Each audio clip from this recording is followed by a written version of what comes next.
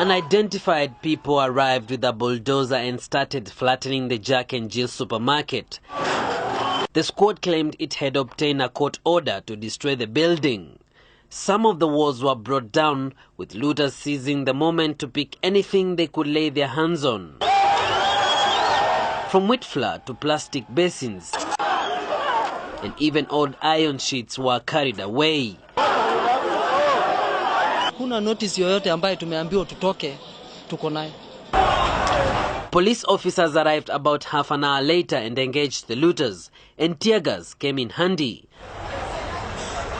Hao polisi ndio wamezuilia nyumba, uharibifu ya mali usifanywe, na kama ingekuwa ndio wamesindikisha, hawangezuia tena watu wasiibe mali. More than 10 people were arrested and taken to the Kamukunji police station. Police say they had no information about the demolition of Jack and Jill. For close to 30 years now, Jack and Jill supermarket has served Kenyans. But its demolition today ushers in a new era, that of expected court battles to ensure that no more services resume here, if at all. Peter Mwangangi, NTV in OTC, Nairobi.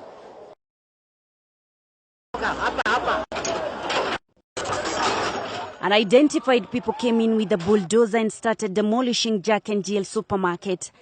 The demolishers claiming they had obtained a court order to demolish the building.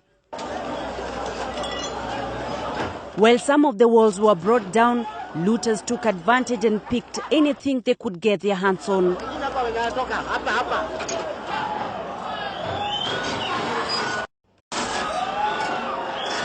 According to Jack and Jill supervisor, they were caught unaware and were not informed of the court order.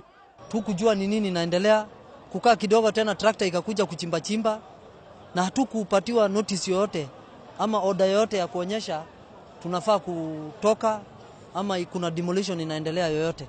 Police officers arrived later and engaged the looters, saying they had not been served with the court order to bring down the building. We have managed to push away the crowd which was trying to loot the supermarket, and we have also managed to arrest some few people whom we shall take to court for looting.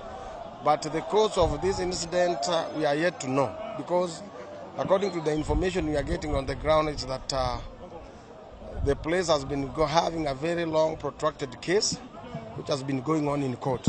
Felista Zwongeshi, K24 Newscat.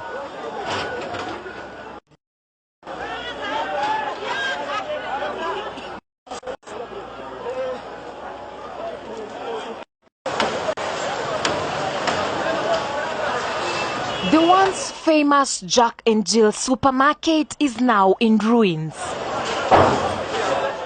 Looters stripped the supermarket bare in a bizarre incident that saw the police literally stand by and watch the looting. It was a free scramble for all, carry what you may affair.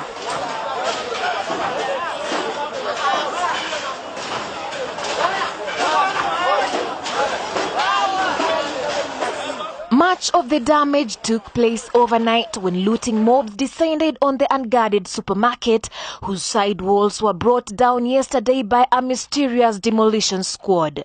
By daybreak, the shelves were clean, and then the looting mobs came for the shelves. Every piece of what used to be the structure of the supermarket became a looter's collector's item.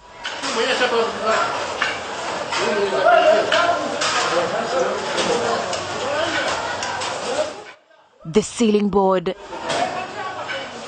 door frames and wiring cables all found meaning in the hands of rampant thieves. The owners were nowhere in sight. Report says the land on which the supermarket was built was contested by two parties, and the situation at the scene clearly suggests one of the parties is having its way by hook or crook. Now, what has remained of the famous Jack and Jill supermarket that has been in existence for more than 30 years is just a name, with all the goods looted and part of the building brought down. More than 120 people who are employed here are now left jobless. Masi Juma, NTV, Nairobi. Over 600 suspects have been arrested in connection with the spate of insecurity across the country, specifically in Bungoma, Busia, Mandera and Garissa. Inspector General of Police David Kimayo says calm has returned to these counties. Baadhi ya wale ambaye walikuwa na leta taharuki katika sehemu hiyo pia tumeweza kukabiliana nao na wameshikwa, na wengi wao wameshaenda kotini, na wengine pia wameshawachiliwa kwa bond ya court. Na kawaida saa zingine mwananchi wa kawaida akiona mtu ameshikwa na wameona kesho kutwa akiwa tena kijijini, pia wanalalamika kwamba kwa nini polisi waliwachilia. The IG is calling upon the public to provide information to the police to assist in prosecuting these offenders rather than taking the law in their hands through mob justice. He assures that the reports will be treated with confidentiality and that the security of the witnesses will be guaranteed. Mtu tu anaweza kuhukumiwa tukiwa na ushahidi ya kutosha. Na ushahidi wa kutosha inatokana na wananchi wenyewe. Inatokana na wale ambaye walipata shida kama hiyo. Na tunahakikishia kwamba pia usalama wao itawalinda, watu wakopa zaidi kwamba tukienda kupeana ushahidi basi labda tutafuata tena zaidi. Hapana.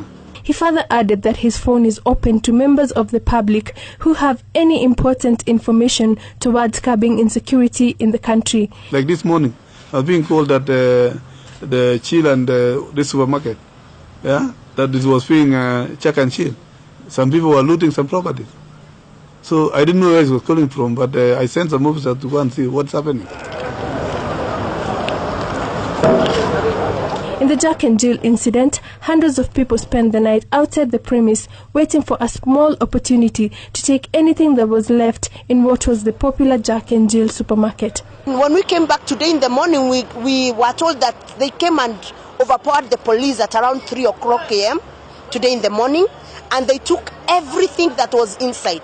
So right now, there is nothing that you can be able to salvage as a company. On Thursday evening, a group of unknown people came with a bulldozer and started bringing down the building without consulting or warning anyone. They claimed to be carrying out an order from the court. Police arrived in time to contain the situation, even though they seemed to be overpowered by the determined looters. They engaged them in running battles as the demolition went on, clouding the entire OTC area with tear gas. More than 30 looters were arrested. For JSO at 7, I am Ashley Mungina. May 25th. Heaps of stones and dust is what remains of the former Jack and Jill supermarket in downtown Nairobi. The mysterious events that began with the demolition of a side wall of the supermarket on Thursday ended with the breathtaking plunder of both the business and the premises by looting mobs. Every piece of what used to be the structure of the supermarket became a looter's collector's item, and even the stones that once made up the walls found meaning in the hands of rampant people out to make a kill. An event that has left Sean Nurani, the chairman of Jack and Jill Supermarkets Limited, a bitter man. I've been operating Jack and Jill for 25 years. I started Sean Kenya another 5 years before that. And people, not only the other tenants, are there over 75 years. You know, kicking, it is inhuman. And today he has brought down my supermarket, which I built 25 years. I struggled. I built the name.